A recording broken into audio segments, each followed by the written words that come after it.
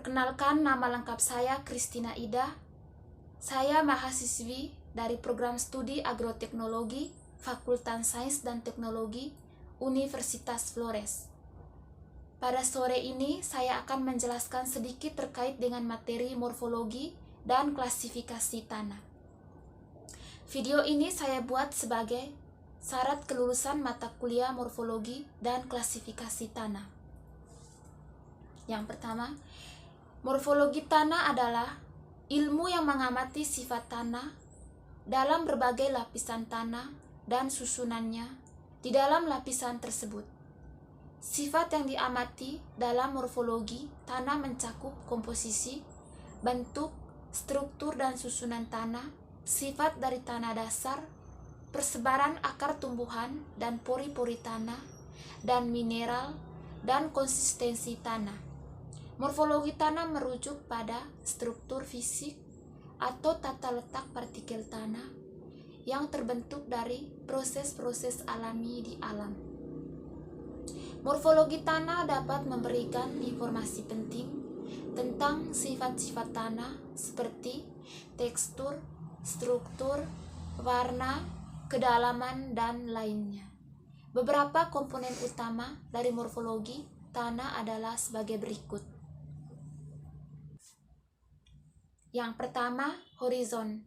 Horizon merupakan lapisan-lapisan horizontal dalam profil tanah yang memiliki karakteristik yang horizon ini digunakan untuk mengidentifikasi dan mengklasifikasi jenis tanah. Yang kedua, topografi. Topografi tanah merujuk pada kontur atau bentuk permukaan tanah yang dapat mempengaruhi drainase air, erosi tanah, dan pertumbuhan tanaman. Yang ketiga, tekstur. Tekstur tanah mengacu pada ukuran relatif partikel tanah seperti pasir, debu, dan liat. Tekstur tanah mempengaruhi retensi air dan drainase tanah. Yang keempat, struktur. Struktur tanah mengacu pada susunan partikel tanah. Struktur tanah dapat mempengaruhi drainase dan perkembangan akar tanaman. Yang kelima, warna. Warna tanah dapat memberi petunjuk tentang sifat kimia dan mineralogi tanah. Warna tanah juga dapat mempengaruhi penyerapan panas dan pertumbuhan akar tanaman. Yang keenam, kedalaman.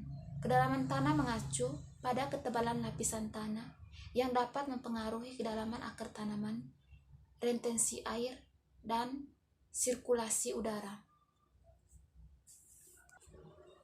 Baik, berikutnya sistem klasifikasi tanah menurut FAO.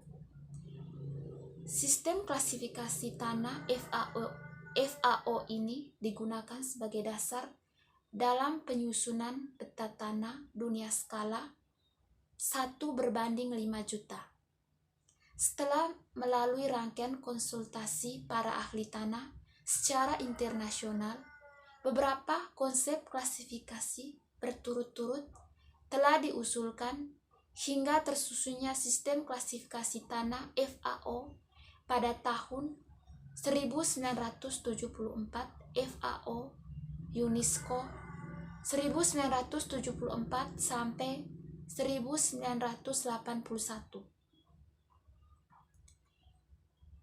Perbedaan dari sistem klasifikasi Amerika antara lain, yang pertama, lebih sederhana.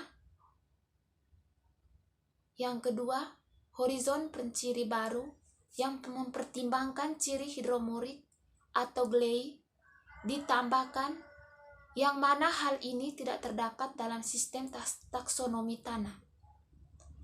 Dengan demikian, memungkinkan untuk mengelompokkan tanah hidromorik ke dalam satuan gleiso.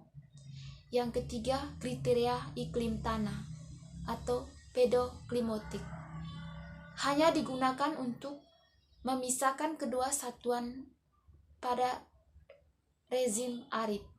Yang keempat, nomenklatur atau sistem tata nama cukup sederhana dan digunakan istilah-istilah umum pedologi. Sekian dan terima kasih.